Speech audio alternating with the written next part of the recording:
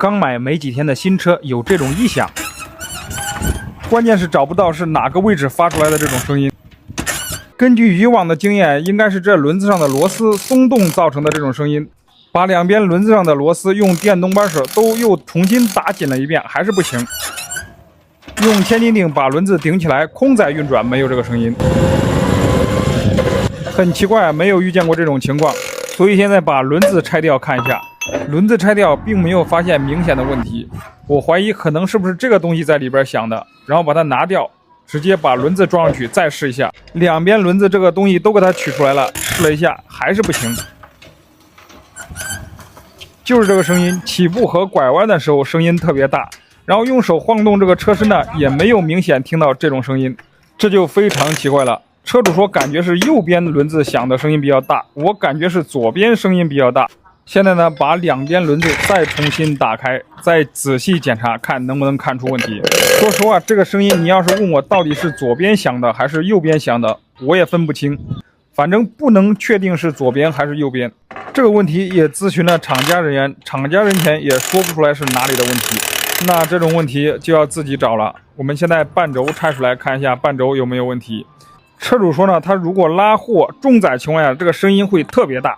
刚才我也试了，如果是车子正常行驶直行的情况下，声音几乎是没有的，只有在起步和转弯的时候声音会很明显。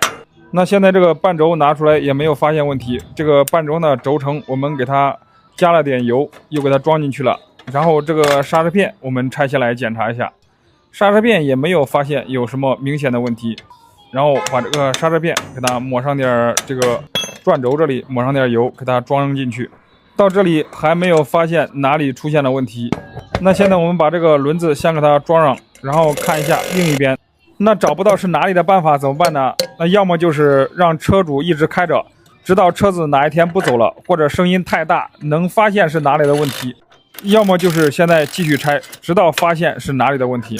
不知道看视频的朋友们，你们有没有遇见过这样的问题，或者你们认为是哪里发出来的这种声音？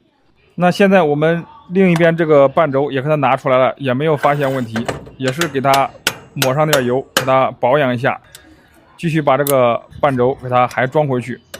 现在呢，这个刹车片我们也给它拆掉，看一下这个刹车片有没有问题，检查也是完好的，然后也给它抹上点油，把这个刹车片给它装上。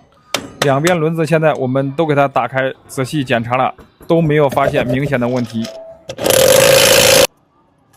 那现在我们又给它两边轮子都打开检查，又重新装回去了。我们再次试一下，看还有没有这个声音。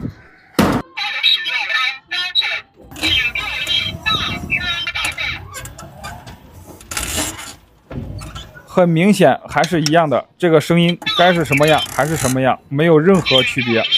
那到底是哪里的问题呢？下个视频我们继续拆，看到底能不能找到这个声音的来源。